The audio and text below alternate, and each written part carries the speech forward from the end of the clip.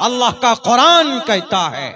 हम झूठे हो सकते हैं, दुनिया झूठी हो सकती है, हमारा कुरान झूठा नहीं हो सकता। अल्लाह के नबी की हदीस झूठी नहीं हो सकती है। यह है न कुरान झूठा, न अल्लाह के नबी की हदीस झूठी। कुरान भी मुसद्दक है, हदीस भी मुसद्दक है। बुखारी शरीफ कुरान के बाद सबसे बड़ा नंबर आता है हदीस की किताबों में। हदीस की पहली हदीस है बुखारी शरीफ के अंदर, उस हदीस इन्नमल अमालु बिन्नियात वाली हदीस, जो सबसे पहली हदीस। अल्लाह तबारक व तआला हदीसों की भी हिफाजत करता है, ये भी कभी झूठी नहीं हो सकती, गलत नहीं हो सकते। मैंने 31 वास्तों से 31 स्टेप में मैंने बुखारी शरीफ जनाबे मोहम्मद रसूलुल्लाह सल्लल्लाहु अलैहि वसल्लम से पढ़ी। मिसाल के तौर पर इन्नमल अमालु बिन्नियात, मैंने यह हदीस शरीफ मुफ्ती सईद अहमद साहब पालनपुरी से पढ़ी। उन्होंने मौलाना फखरुद्दीन अल्लामा इब्राहिम से पढ़ी। उन्होंने यह हदीस शरीफ शेखुल हिंद रहमतुल्लाह शेखुल इस्लाम हुसैन अहमद मदनी से पढ़ी। उन्होंने यह हदीस शरीफ अल्लामा अनवर शाह कश्मीरी से पढ़ी। उन्होंने यह हदीस शरीफ शेखुल हिंद से पढ़ी। और उन्होंने यह हदीस शरीफ मौलाना कासिम नानोतवी से पढ़ी। उन्होंने यह हदीस शरीफ मौलाना शाह अब्दुल गनी मुजद्दिदी से पढ़ी। उन्होंने यह हदीस शरीफ शाह मोहम्मद इसहाक से पढ़ी। उन्होंने यह हदीस शाह अब्दुल अजीज मुहद्दिस देहलवी से पढ़ी। उन्होंने ये शाह वलीउल्लाह मुहद्दिस देहलवी से पढ़ी। उन्होंने शेख अबू ताहिर कुर्दी से पढ़ी। उन्होंने इब्राहिम कोरानी कुर्दी से पढ़ी। उन्होंने उन्होंने उन्होंने शमली कशासी से पढ़ी। उन्होंने शिन्नावी से पढ़ी। उन्होंने अल्लामा रमली से पढ़ी। उन्होंने ज़करिया अंसारी से पढ़ी। उन्होंने हाफिज इब्न हजर अस्क़लानी से पढ़ी। उन्होंने तन्नूखी से पढ़ी। उन्होंने हज्जार इब्न सोहना से पढ़ी। उन्होंने ज़बीदी से पढ़ी। उन्होंने अबुल वक्त से पढ़ी। उन्होंने दाऊदी से पढ़ी। उन्होंने फिरबरी से पढ़ी। उन्होंने इब्न हमूया से पढ़ी। उन्होंने फिरबरी से पढ़ी। उन्होंने मोहम्मद बिन इस्माइल बिन इब्राहिम बिन मुगीरा बिन बर्दिस बतल जोफी अल अमानी अल बुखारी से पढ़ी। उन्होंने हदीस शेख हुमैदी से पढ़ी। और उन्होंने हदीस शरीफ सुफियान बिन उयैना से पढ़ी। उन्होंने यहया बिन सईद अंसारी से पढ़ी। उन्होंने मोहम्मद बिन इब्राहिम तैमी से पढ़ी। उन्होंने हजरत अलकमा बिन वक्कास लैसी रजी अल्लाह ताला अन्हु से पढ़ी। और हजरत अलकमा बिन वक्कास लैसी फरमाते, मैंने यह हदीस शरीफ हजरत उमर फारूक रजी अल्लाह ताला अन्हु को मिंबर पर मैंने बोलते हुए सुना। वो फरमाते हैं, समिअत रसूलुल्लाह सल्लल्लाहु अलैहि वसल्लम इन्नमल अमालु बिन्नियात, तमाम अमाल का दारो मदार नियत पर है। 31 वास्तों से हमने यह हदीस शरीफ जनाबे मोहम्मद रसूलुल्लाह सल्लल्लाहु अलैहि वसल्लम से पढ़ी। दुनिया का कोई इंसान कह सकता है कि भाई हमने ऋग्वेद फला संत से पढ़ा है, हमने यजुर्वेद फला शंकराचार्य से पढ़ा है, और उन्होंने फिर फला देव से पढ़ा है, उन्होंने फिर फला ऋषि मुनि से पढ़ा है, उन्होंने फिर फला महंत से पढ़ा है, और उन्होंने फिर जनाब वो देवी देवता से कृष्ण जी से पढ़ा है, शिव जी से पढ़ा है, गणेशा जी से पढ़ा। कोई बता सकता? नहीं बता सकता। ये नसब, ये सिलसिला, ये वास्ता, ये सिर्फ कुरान और हदीस का ही हो सकता है, क्योंकि अल्लाह कहता है कि ये कुरान मेरा कलाम है, मैंने नाजिल किया है, हमने नाजिल किया है, और हम ही इसकी हिफाजत करने वाले हैं। तो कुरान के साथ साथ हदीस की भी हिफाजत अल्लाह करता है। तो मैं ये कह रहा था कि कुरान की बातें झूठी नहीं होती है, हदीस की बातें झूठी नहीं होती है, वो ला शक ला रैब है। तो इसीलिए हमारा कुरान कहता है कि मंत्रालय कैसे संभालना है। देखो हजरत यूसुफ अलैहिस्सलाम की जिंदगी से लोग आ रहे हैं, लेकर जा रहे हैं। यूसुफ अलैहिस्सलाम ने कभी भी नहीं, उनके भाई भी आए थे यूसुफ अलैहिस्सलाम के भाई, उन्होंने भी कहा था कि बादशाह सलामत। यूसुफ अलैहिस्सलाम तो पहचान गए, उनके भाई नहीं पहचान पाए जिन्होंने कुएं में डाला था बचपन में। लेकिन यूसुफ अलैहिस्सलाम चाहते तो क्या कहते, अच्छा you are a criminal because you have fell down pit कुएं में डाला तुमने मुझे, मैं तुमको जेल में डालूंगा नहीं। सब भाइयों को बुला करके उनको भी भर भर के दिया, लो जाओ, भाइयों को भी दिया, औरों को भी दिया। ये होती है मिनिस्ट्री। आजकल मिनिस्ट्री किसके लिए है? अदानी के लिए है, अंबानी के लिए है, इन चोरों के लिए है। ताकत का सही इस्तेमाल कैसे हो, पैसों का सही इस्तेमाल कैसे हो, हमारे कुरान में है। तो लोग खामखा कहते हैं कि मौलाना शरीयत के अंदर, कुरान के अंदर, आज के जमाने में जो कुछ हो रहा है आपके कुरान में उसका समाधान है। फ़इन तनाज़अतुम फ़ी शैइन फरुद्दूहु इलल्लाहि वर रसूल। फ़ी शैइन, किसी भी मामले का मामला झगड़ा हो कुरान और हदीस की तरफ रुजू करोगे, समाधान मिलेगा। इसका मतलब यह है कि कुरान और हदीस में अल्लाह ने उस मसले का हल निकाला है, उसमें है लिखा हुआ। तभी अभी देख लीजिए ना क्या हो रहा है राजस्थान के अंदर, क्या हुआ अभी। वो मोहतरम हमारे क्या नाम है, जनाब आशिक मोहतरम साहब, उन्होंने एक वीडियो हमको दिया। उस बच्चे ने कहा कि देखिए मुझे मालूम नहीं था, चूंकि पिछले मुस्तकिल 4 दिन से बहुत ज्यादा मसरूफ हूँ, तो हमने देखा भी नहीं है कुछ खोल करके, अपने जो हमारे सोर्सेस होते हैं उनके मैसेजेस नहीं देखे।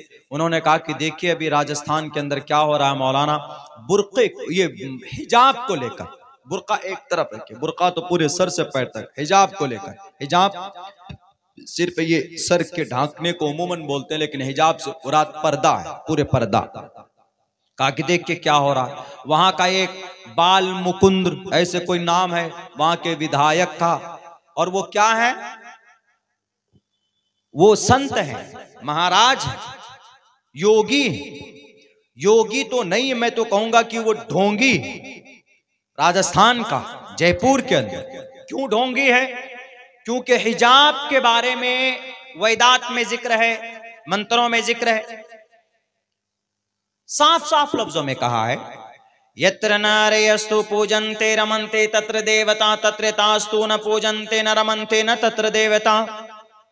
औरत का सम्मान इस मंत्र में। दूसरा मंत्र यजुर्वेद का,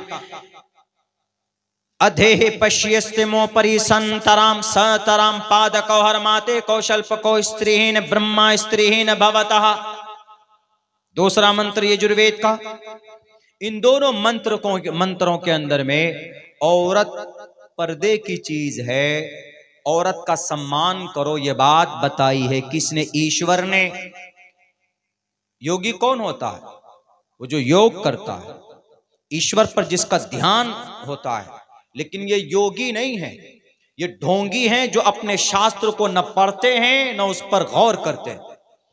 अगर कोई बेटी समाज की अगर पर्दे में चेहरे में पर्दा करे, चेहरे ढांप कर, बच्चे, बल्कि उन बच्चों ने चेहरे को ढांका हुआ भी नहीं था, चेहरे खुले हुए थे, सिर्फ स्कार्फ लगाए हुए थे और पूरी बॉडी ढकी हुई थी। क्या बोलता है? एक स्कूल में गया प्रोग्राम में, क्या बोलता है? ये हिजाब, ये बुर्का नहीं चलेगा, ड्रेस कोड को फॉलो करना होगा। ड्रेस कोड मतलब स्कूल की यूनिफॉर्म, जो भी ड्रेस यूनिफॉर्म होगी उसको मानना पड़ेगा। स्पीच देने गए पागल आदमी, तो आपको एजुकेशन पे बोलना था, आपको बच्चों को मोटिवेट करना था, टीचरों की क्या अहमियत होती है। पंडित दयानंद सरस्वती जी का मंत्र ही पेश कर देते, मात्रमान चित्रमान कार्यवान पुरुषो वेदः, यही मंत्र पेश कर देते। टीचर की क्या अहमियत होती है, माँ बाप की क्या जिम्मेदारी होती है, बच्चा कैसे आगे बढ़ता, इस पर स्पीच होना चाहिए। नहीं, माइक थामा और आग उगलना शुरू कर दिया कि यह हिजाब नहीं चलेगा, ये पर्दा नहीं चलेगा, पढ़ना है यहां पर तो ड्रेस कोड को फॉलो करो। बताइए, मैं उनसे कहता हूं कि अगर आपको यही बात कहना है तो जाओ, तुम भूलोक में जाओ, यमलोक में जाओ, पृथ्वी लोक से, इस दुनिया से यमलोक में जहां यमदूत रहते, और दूत लोक में जाओ, देवलोक में जाओ, और जाकर कहो किनको? जाकर कहो गणेश जी को, जाकर कहो शिव जी को, जाकर कहें विष्णु को, जाकर कहें ब्रह्मा को कि ब्रह्मा विष्णु, आपने मंत्र में क्यों बयान कर दिया कि समाज की बेटी का सम्मान करो, समाज की बेटी को दाएं बाएं आगे पीछे नहीं दिखना चाहिए, सीधे चलना चाहिए, निगाहें नीची करके चलना चाहिए। जाओ पूछो उनसे क्यों कहा यत्र नारीयस्तु पूजन्ते रमन्ते तत्र देवता तत्र तास्तु न पूजन्ते न रमन्ते न तत्र देवता। जिस कॉलेज में, जिस मुल्क में बेटी का सम्मान होगा वहां ईश्वर की कृपा होगी, ईश्वर वहां आएगा। जहां बेटी की इज्जत नहीं होगी, जहां पर औरत का सम्मान नहीं होगा, जहां पर छात्राओं लेडीजों का उनकी इज्जत अफजाई नहीं की जाएगी, वहां पर ईश्वर कहता मैं नहीं आऊंगा। क्यों? इसलिए कि स्त्री को ब्रह्मा ने पैदा किया है, स्त्रीहीन ब्रह्मा भवति, स्त्री को ब्रह्मा ने पैदा किया है। और ब्रह्मा ने कहा कि बेटियों, ए समाज की नारियों, ए समाज की औरतों, दाएं मत देखना, बाएं मत देखना, ऊपर मत देखना, नीचे निगाहें करके चलना और पैर को मिलाकर चलना। क्या मतलब है? बाल मुकुंद जी, आप तो हैं यकीनन योगी हैं, अगर आप अपने शास्त्र को जानते हैं तो लाओ इसका तर्जमा। क्या मतलब रह जाता है इसका? स्त्रीहीन ब्रह्मा, अपने पैरों को जोड़ करके चलो, पैरों को मिला करके चलो। मतलब तुम्हारी पैर से रास्ते में आवाज नहीं आनी चाहिए किसी गैर महरम को, किसी मर्द को, किसी पराये मर्द को, कि वो तुम्हारी तरफ निगाह उठाकर देखे कि ये कौन औरत जा रही जिसके पैर इतने सुंदर हैं, जिनकी आवाज इतनी अच्छी है, जिनके पैर का रंग इतना खूबसूरत है। ईश्वर जानता है, इसीलिए हमारा अल्लाह फरमाता है कुरान में, हमारा कुरान में अल्लाह कहता है या अय्युहन नबी कुल लिअज़वाजिक व बनातिक व निसाइल मोमिनीन। हम हैं असल में वफादार, हम अपने अल्लाह के वफादार हैं और अपनी शरीयत के भी वफादार हैं। तुम बेवफा हो, तुम सिर्फ ईश्वर के नाम पर, खुदाओं के नाम पर बेटियों का अपमान करते हो और भगवा रंग का अपमान करते हो, इसलिए कि शास्त्र कुछ कहता है और तुम बोलते कुछ हो। अब्दुल्ला सालिम कुरान के खिलाफ नहीं बोल सकता। हमारे कोई भी वक्ता हजरात जो आए हैं यहाँ पर अभी तक, जिन्होंने तकरीर की है, कभी भी कोई भी शरीयत के खिलाफ नहीं बोल सकता। जो शरीयत में है वही बात बताई जाएगी। लेकिन पता नहीं क्या भंग खाकर बैठे हैं, क्या नशा चढ़ा हुआ है कि होता कुछ है शास्त्र में, और अपने आप को नेता बनाने के लिए, अपने आप को क्रांतिकारी हिस्ट्रिकल इंसान मनवाने के लिए अनाप शनाप बयान देते रहते हैं कि हिजाब नहीं लगाना। क्यों नहीं हिजाब लगाएंगे? हिजाब से फायदा भी है ना। हिजाब से फायदा यह है कि समाज की बेटी की इज्जत होती है बिकॉज ऑफ हिजाब, बिकॉज ऑफ बुर्का, बुर्के की वजह से। और फिर पर्दा, हिजाब कुरान में नहीं है, शास्त्रों के अंदर अनेक जगह पर, मैंने तो 2 से 3 श्लोक पढ़े। इसीलिए हमारा कुरान तस्दीक करता है, मुसद्दक। क्या? या अय्युहन नबी, ए नबी, कुल लिअज़वाजिक, अपनी बीवियों से कहिए। कुल ऑर्डर है, कुल अम्र है, कहिए, say to the women, your wives. कुल लिअज़वाजिक, अपनी बेटियों से भी कहिए। कुल लिअज़वाजिक व बनातिक, अपनी बेटियों से कहिए, मोमिन की बेटियों से, मुसलमानों की बच्चियों से कहिए। व निसाइल मुमिनीन, और मोमिना औरतों से भी कहिए, सबसे टोटल। युदनीन अलैहिन्न मिन जलाबिबिहिन्न, घूंघट को लटका ले। युदनीन, लटका ले, टान ले, खींच ले, बड़ा कर ले। कोई समझाएगा ऐसा? कोई किताब समझा सकती है ऐसी बात है? कुरान क्या अंदाज है। युदनीना अलैहिन्न मिन जलाबीबिहिन्न, क्यों? ज़ालिका अदना अन युरफ़ना, ताकि पहचानने में आसानी हो। ये उस वक्त में था, उस वक्त ये कुरान करीम की आयत नाजिल हुई जब जनाब मोहम्मद रसूलुल्लाह सल्लल्लाहु अलैहि वसल्लम की पाकबाज औरतों के बीच में जब इस्लाम का पैगाम पहुंचा तो वो लोग क़ज़ाए हाजत के लिए बाहर जाती थी। आज भी देखेंगे गांव समाज में है जहां पर शौचालय नहीं बना है तो औरतें बाहर जाती। तो जब बाहर जाती थी वो औरतें, तो जो इज्जतदार औरतें होती थी, मोमिना औरतें होती थी, और उस जमाने में बांदियां होती थी, बांदियां, तो बांदी और घरेलू आजाद औरत, तो जो औबाश किस्म के लड़के थे, जो कुफार थे, मुशरिकीन थे, वो सबको छेड़ते थे। तो इसीलिए अल्लाह ने ऑर्डर किया कि नहीं, सबको नहीं, आजाद औरत है जो बांदियां हैं, दोनों के उसमें फर्क है। तो इसीलिए अल्लाह ने कहा कि तुम घूंघट कर लोगी तो उन लोगों को जो औबाश किस्म के इंसान हैं, मुशरिकीन हैं, जो दुश्मनान इस्लाम है, वो अगर छेड़ेंगे तो उनको महसूस हो जाएगा, पता चल जाएगा कि भाई ये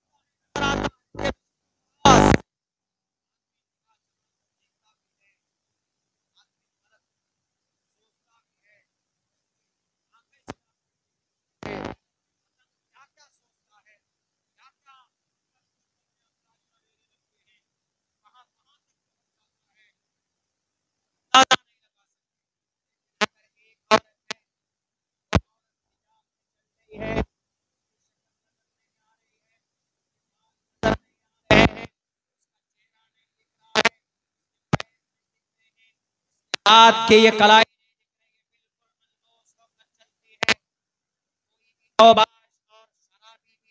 होगा, कितनों ही शराबी हो, कितनों ही फसादी हो, वो सिर्फ इसके बुर्के की वजह से उसको सम्मान देता है, दिल से रिस्पेक्ट देता है कि नहीं, ये औरत बड़ी मुहज्जब है, ये औरत इज्जतदार है, इस औरत को छेड़ो मत, इस औरत के ऊपर गलत ख्यालात नहीं डाल सकता, वो नहीं सोच सकता इस औरत के बारे में, इसलिए can because and she is covered, वो पूरी की पूरी घिरी हुई, दुनिया जानती, मसल मशहूर है। आप चीनी को खोल कर रख दीजिए, उसमें मक्खी भी पड़ेगी और उसमें चींटी भी आएंगी और फिर सब उठा कर लेकर जाएंगे, लेकिन अगर उसी चीनी के डब्बे को बंद कर दिया जाए तो वो महफूज भी होगी चीनी, उसकी हिफाजत भी होगी। ऐसे ही औरत है, औरत को अगर आप बाल खोल कर चलवा दें, टी शर्ट पहना दें और फिटिंग और स्कर्ट पहना कर उसको चलवा दीजिए, जो इंसान शरीफ भी होगा वो भी 2 सेकंड के लिए बहक सकता है कि क्या है, अलग अलग कमेंट करने लगता है, कुछ भी बोल सकता है, देख भी सकता है। अगर उनकी बेपर्दगी की वजह से अगर कोई इंसान हवस की निगाह से देखता है तो जितना देखने वाला गुनहगार होगा, तो क्या वो बेपर्दा औरत, क्या वो गुनहगार नहीं होगी? वो भी गुनहगार होगी। अल्लाह के नबी का फरमान है, इन्नल मरअत औरतुन, इदा खरजत इस्तशरफहा शैतान, कि जब औरत बाहर निकलती है तो उसका पीछा शैतान करता है, और फिर औरतें खोल कर अपने आप को बाहर निकलेंगी तो मेरे भाइयों कुरान और हदीस के खिलाफ है और शैतान को दावत देने वाला ये अमल है।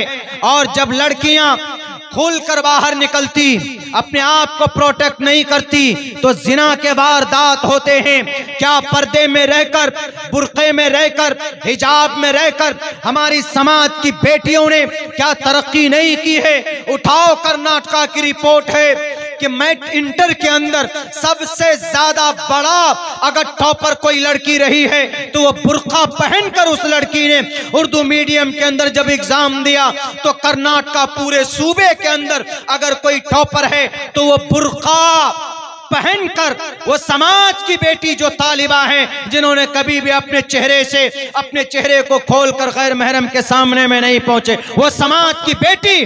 और कभी भी कोई भी इंसान कुरान और हदीस को अगर मानता हो, उस पर अमल करेगा, वो कभी भी कहीं पर भी नाकाम नहीं हो सकता है।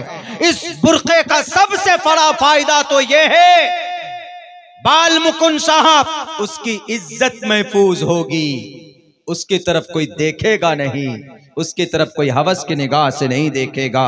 वाह वाह वाह, बहुत अच्छा है। मैं तो चाह रहा था कहीं से कुछ अल्टीमेटम आए, लेकिन ये तो बड़ा खतरनाक ऐलान करने के लिए बोल रहे हैं भाई। तो खैर, तो मुसलमानों, बस एक पैगाम देना बहुत इंपॉर्टेंट समझता हूं आजकल के जलसों में। वो ये है कि मुसलमान चूंकि अपनी शरीयत से दूर हो चुका है। मैंने कल भी एक जलसे में कही थी, आज भी कहता हूं कि अल्लाह सिर्फ ईमान पर मदद नहीं नाजिल फरमाता है कि मैं मोमिन हूं, बस अल्लाह को एक मानता हूं, कुरान पर अमल करते, कुरान पर ईमान है, नबी को आखिरी, मोहम्मद रसूलुल्लाह को आखिरी नबी मानता हूं, हदीस पर ईमान रखने से काम नहीं चलेगा। ईमान के साथ साथ अल्लाह की मदद का जो वादा है ना, पता है किस पे है? आमाल सालिहा पर है, नेक अमल पर है। और आमाल सालिहा क्या है? नमाज है, रोजा है, ज़कात है, हज है, सुन्नत है, बेपर्दगी से बचना है, सूद से बचना है, शराब नहीं पीना है, कुरान की तिलावत करना है। जहां पर गाना उछल उछल कर सुनते हैं तो वहीं पर कुरान की तिलावत सुनिए आप गाने के बजाय। मैं अपनी गाड़ी में अगर 800-900 किलो 9 घंटे 10 घंटे की सफर करूंगा, मेरी अभी तक जितनी भी गाड़ी पे मैं अपनी गाड़ी पे बैठा हूं, मेरे ख्याल से 5 मिनट तक का म्यूजिक मेरी गाड़ी में नहीं चला। मैं चलूंगा यहीं से, न्यूज लगा दूंगा, ज्यादा ज्यादा वो सुनूंगा, या किसी की हिस्ट्री के ऊपर कुछ लगा दूंगा वो सुनूंगा, कुरान की तफसीर लगा दूंगा वो सुनूंगा। ज्यादा पसंद करता हूं न्यूज सफर में, क्योंकि उसके अंदर में कुछ मसाला वसाला होता है। वो भी न्यूज इन बेजमीर मीडिया वालों की नहीं, ये ईमान फरोश की नहीं, ये जो सब बरसाती मेंढक हैं मोदी जी के टट्टर टट्टर करते, इनके लिए नहीं। ये तो बड़ा चलाकर पेश करते हैं खामखा, जो कुछ होता नहीं, जिसको दिखाना वो नहीं दिखाते, जिसको नहीं दिखाना वो दिखाते। मोदी जी कैसे खाते हैं? आम चूस कर खाते कि काट कर खाते? कोई सवाल है भाई? आम खाने का है, कोई चूस कर खाता, कोई काट कर खाता है। पूछ रहे हैं इसको, आप थकते नहीं है क्या? मोदी जी बैठ करके हल जोतते हैं, थकते नहीं है। 10 लाख के तो जोड़े पहनते हो, उनका अंडा भुन के आता है जर्मनी से, बाल काटने वाला आता है इसराइल से, थकते नहीं है। 3 लाख का तो पेन यूज करते हैं मोहतरम, बहुत अच्छा बोलते हैं, खाक बोलते हैं, पूरा सिस्टम होता है उनके चश्मे के अंदर फिट होता है, देख देख करके वो देखते बोलते, देखते बोलते। बोलते हैं कि नहीं जनाब, उन्होंने बड़ी मेहनत की, चाय बेचकर यहां तक आया। हमने कहा कि भाई गनीमत है कि सिर्फ चाय बेची उन्होंने, तो देश का कुछ बचा नहीं, सबको बेच दिया। बेचने की आदत है, सस्ते में ही बेच दिया उन्होंने सब कुछ। दुनिया के अंदर में, भारत के अंदर में आज तक कोई इंसान ऐसा मिला है जिसने कहा कि मैंने मोदी जी के हाथ से चाय पी है? कोई नहीं मिला। एक नैरेटिव बना दिया गया, बैरकैट। तो मैं यही कहना चाहता हूं कि आज मुसलमानों को जरूरत है, नेक अमल की जरूरत है। सिर्फ कलिमा से, सिर्फ मोमिन बनने से काम नहीं चलेगा। नेक मोमिन बनिए, कुरान में जो है वला तहिनु वला तहज़नु व अंतुमुल आलौन इन कुंतुम मोमिनीन, इससे मुराद यह है कि नेक साले अच्छे काम करते रहे। मोमिन की शान और पहचान ये। मेरे भाइयों, मैं तो चाह रहा था कि भाई कोई इशारा है ताकि मैं अपनी बात जल्दी ख़त्म करूं। इसमें बात कही गई चंदे की, तो चंदा, अच्छा इसमें भी एक बात मैं बताऊं, जलसा करते हैं, इसमें मुकर्रिर आते हैं, चंदा करते हैं, या गांव समाज में गाड़ियां जाती है, मदरसे के ताल्लुक से चंदा होता है, असातिज़ा जाते हैं जो पढ़ाते हैं वो चंदा करते हैं। ये चंदा करना ही जो तरीका है ये यकीनन जिल्लत है कौम के लिए, चंदा करना। अरे इनमें चंदे की आवाज लगाने की जरूरत ही नहीं पड़नी चाहिए। एक मदरसा है आपके गांव में, आपके समाज में, एक इमाम साहब, एक मस्जिद है, गांव के अंदर कितने घर है, जो इतने घर हैं, सबके ऊपर बाज़ाब्ता एक फिट होना चाहिए कि भाई अगर 500 घर है तो हर घर से महीने में 200 रुपए निकालो, बैतुल माल में जमा होगा। कहां होगा? पूरे गांव का एक मुखिया होगा। मुखिया का मतलब एक ऑर्गेनाइजेशन बनाइए, वहां पर पैसा जमा होगा हर महीने में। इन पैसों का क्या होगा? मदरसे में जो बच्चे पढ़ते हैं उनके असातिज़ा को दी जाएगी तनख्वाह, मदरसे की बिल्डिंग बनेगी, मस्जिद में इमाम है उस मस्जिद के इमाम की तनख्वाह होगी। ऐसा होना चाहिए कि नहीं? लेकिन अब क्या बना दिया है, ऐसा लग रहा है कि जैसे मदारिस मदरसे वालों की जरूरत है कि नहीं भी मदरसा चलाएंगे, हमारी जरूरत है। ये मदरसा चलाना उलमा की जरूरत नहीं है, मदरसा हर एक मुसलमान की जरूरत है, मकतब हर एक मुसलमान की जरूरत है, मस्जिद हर एक मुसलमान की जरूरत है। अगर आप खुद से, आपको जब तक मोहब्बत नहीं होगी मदरसों से, मस्जिद से, मकतब से, तो ये बुलडोजर चलना बंद नहीं होगा। स्पेन के अंदर 786 में अब्दुर्रहमान अव्वल की बनाई हुई 1400 खंबे वाली कुर्तबा की जामे मस्जिद आज चर्च और कलीसा में बदल दिया गया। मस्जिद अक्सा जिसके इर्द गिर्द अल्लाह ने बरकत रखी है, हम आलमी सतह के मुसलमानों की बेहिसी की वजह से, मोहब्बत न होने की वजह से 1967 से यहूदियों के कब्जे में बाबरी मस्जिद वीरान हो गई थी। न नमाज न अजान, अल्लाह ने जालिमों को मुसल्लत किया, शहीद कर दी गई। अगर मुसलमानों याद रखिए, ये मत सोचिए कि हम सीमांचल में हैं, जब गोलियां चलती है, जब बातिल ताकतों की तलवार चलती है तो फिर सिर्फ टोपी और दाढ़ी वाला कटता है, आलिम नहीं, एक एक मोमिन को काटा जाता है। इसीलिए मदरसा चलाना है तो ये चंदे का निजाम बंद कीजिए, खुद से जाकर पैसा दीजिए।